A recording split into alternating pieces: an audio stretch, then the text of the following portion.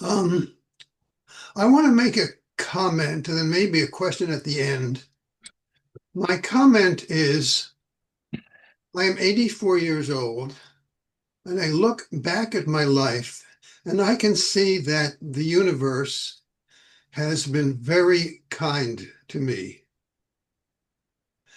There are some things in my past which I think I did. There are other things in my past which are clearly just fortuitous. Just fortuitous. So it looks like, I don't know how it is for other people, but it looks like the universe has been very generous to me.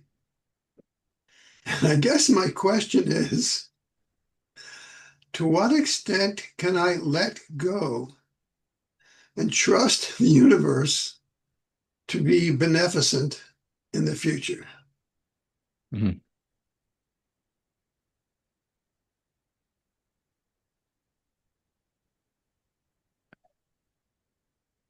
You know, there is the impression that there are certain things in our life that we did and certain things in our life that were fortuitous. That when we take a closer look, we realize that there is the impression that there are things that we did.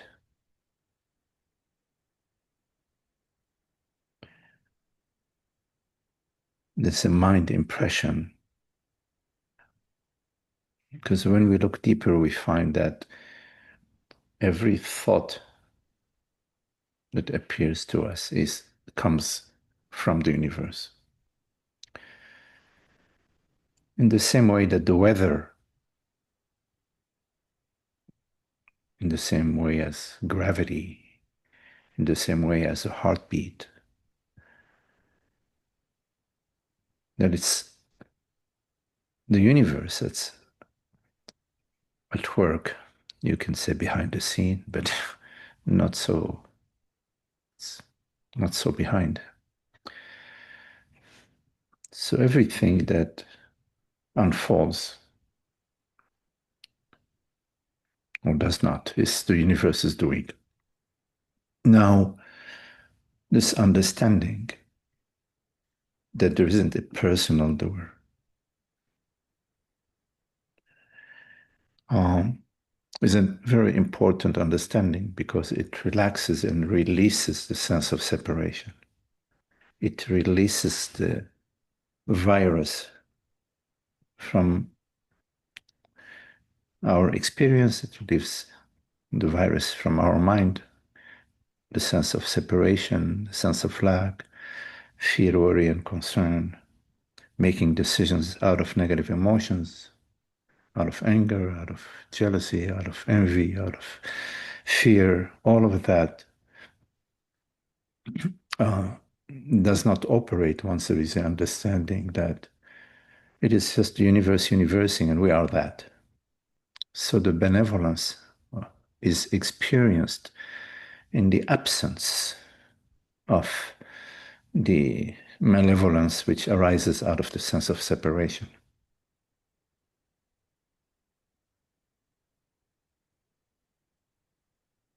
In the absence of fear, in the absence of sense of impending doom, in the absence of the sense of lack,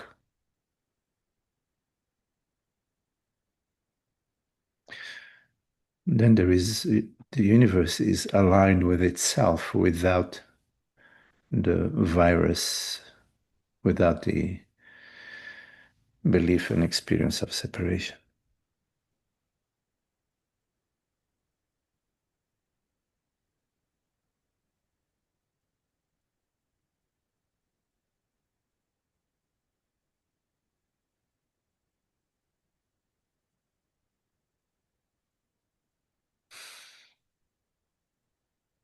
I am more than willing to consider the possibility that there's no doer here. It's almost like, people keep saying that and I'm getting to believe it, but I'm still operating as if there's a doer. And who is that? What is that? What is that? I don't know what that is. We discussed it last time. Is it habit? I don't know. You know what it might be? For example, for recreation, I sometimes play chess, and it's a challenge. And I enjoy that. That's why I do it. Now, maybe it's the same with life. Maybe thinking I'm the doer gives me a challenge, gives me a game to play. I don't know whether that's the reason. I don't know. But that's a possibility. Do you enjoy it? Maybe you do. I'm not. Do you? Do you enjoy that?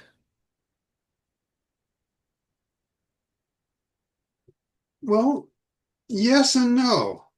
I do enjoy it the same way I enjoy a chess game. So, like, I've got some things to do today, I've got some projects to do.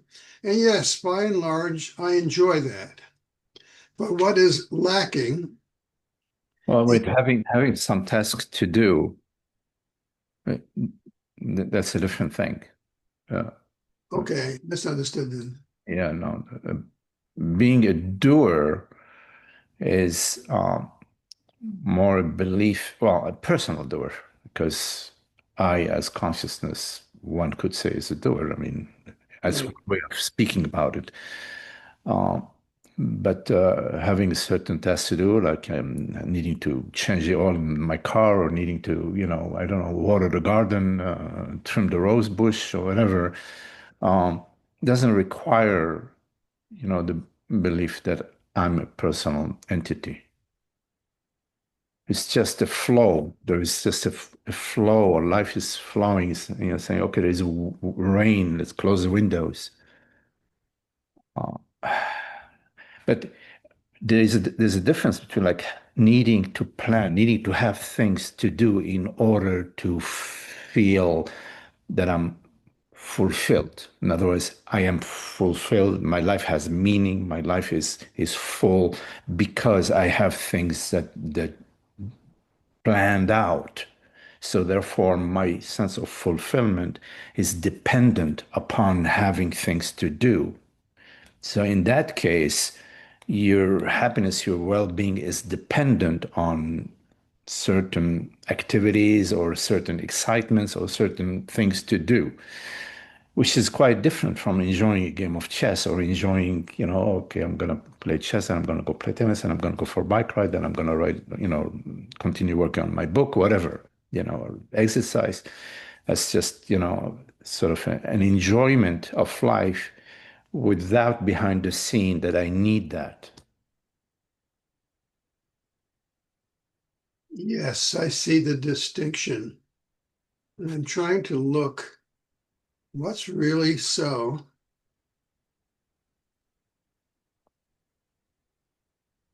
I guess I just don't know. I mean, I do know that I tend to operate as if I'm a separate self most of the time. Can Not you can you describe that? I know you said, can you describe what do you mean by that? well, I mean by that, that's a good question. What do I mean by that? Well, I seem to look for what's best for me. Well, that makes sense. I mean, what is it best for me to live by the beach right now and go out and walk on the beach, or it's best for me to, at a certain level, what's the issue with that? There's no issue with that. Yes, you're right. So your question, how do I say I'm acting like a separate self. How do I do that? Right. Last time when we spoke, you seemed to indicate that almost every one of my sentences emanated from a separate self. I don't know. Oh, I just don't know. maybe I'm not denying that what you're saying, like you're assuming you somehow you're sharing with me that it's your experience that often you operate, from the sense of personal self, and I'm asking you to say some more about that, to clarify what do you mean experientially, like what do you? I understand the words, I understand what you're saying, but I don't want to buy into it. I want to dig a little bit more with you into it. Okay, so one thing I can notice is that I live a lot of my life out of thought rather than just being in the present moment. I'm thinking about the future, uh, to some extent, thinking about the past. Um, I don't know. I'll have to be more observant. Because I think about the future and about the past too, but that in a certain way, uh, when I'm enjoying that or when I need to do that,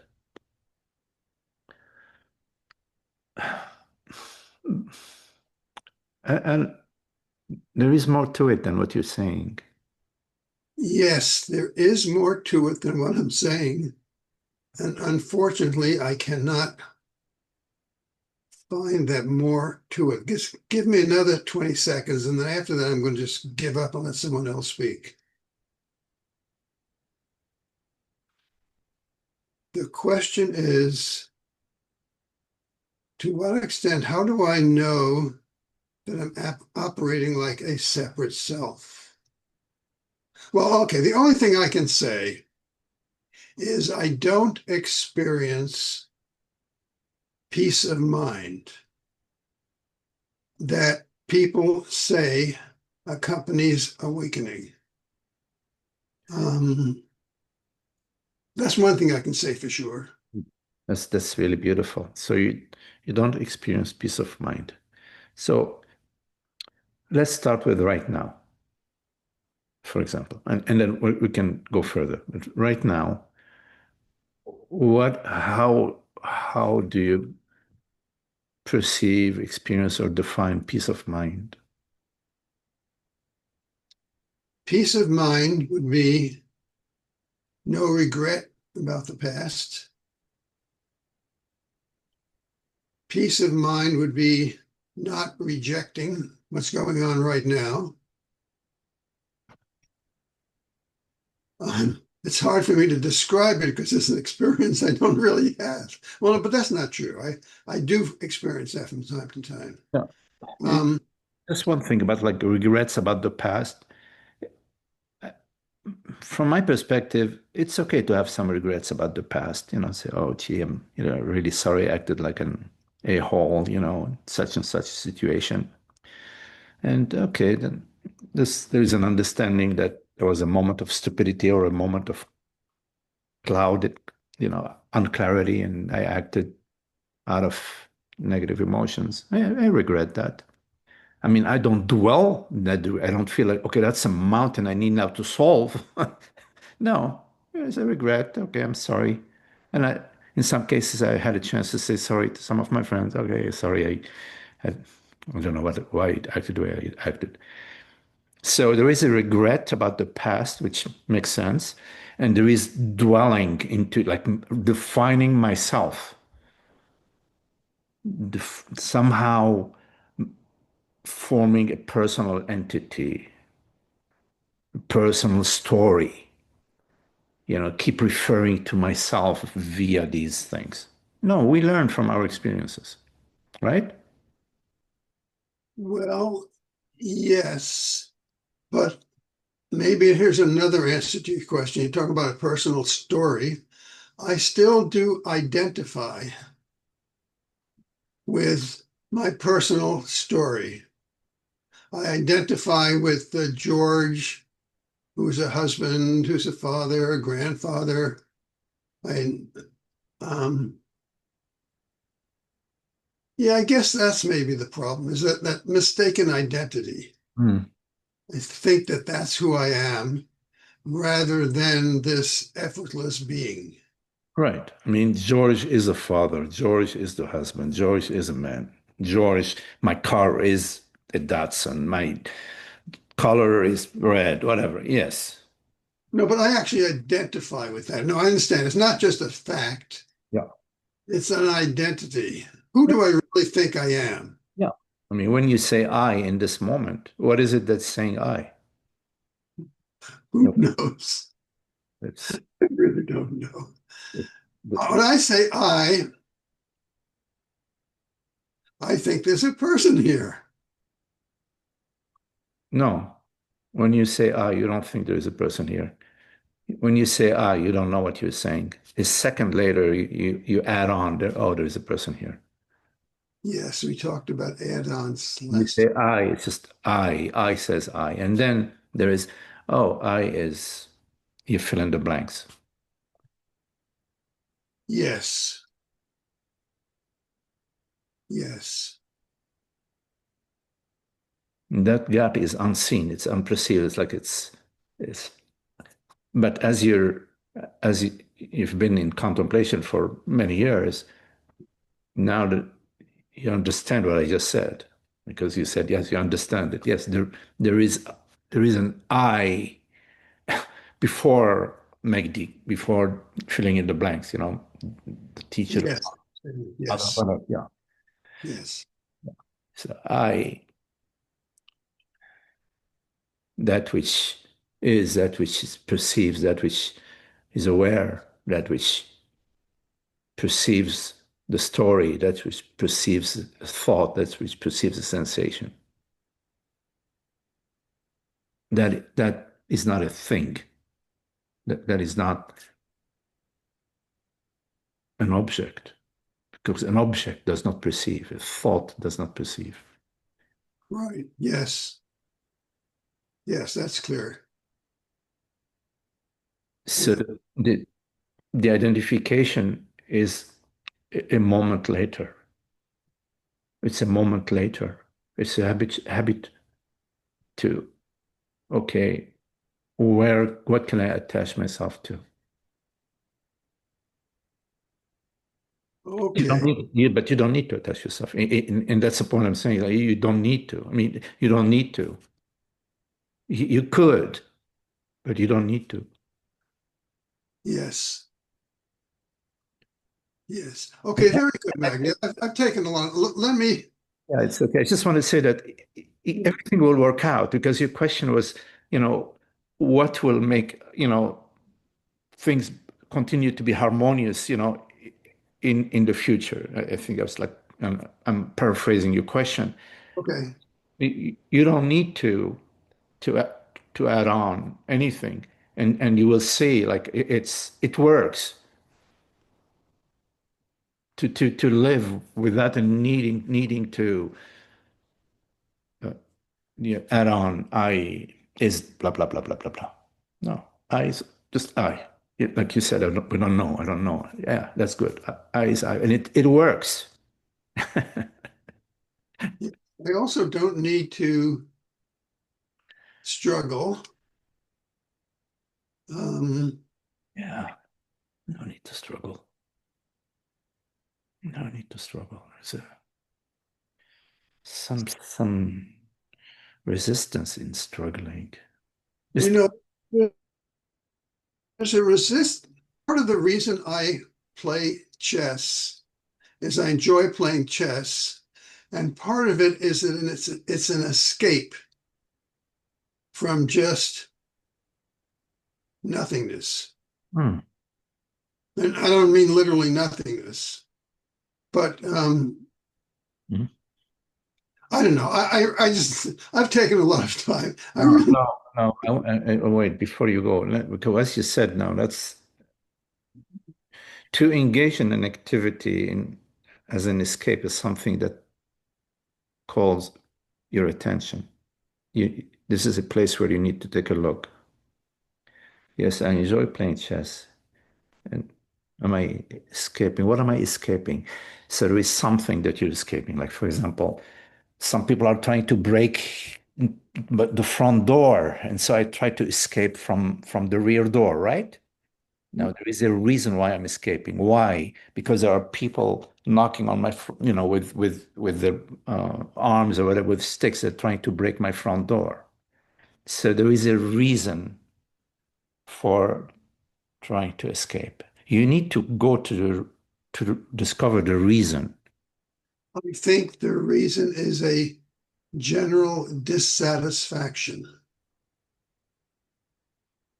Yeah, so that's good. Go there. You need to go there to the general dissatisfaction, whatever. Explore it. What is it? Explore the feeling of it, the sense of it, if there is any story behind it. You got to go there. It- mm, So that's really important. Yes, what's happening now, this is not it. I mean, I'm not meaning right now, but yes, okay. Very good, Magdi. I've got a lot to Okay, chew on. Josh. All right, Josh. Thank you Nice very talking with you. much.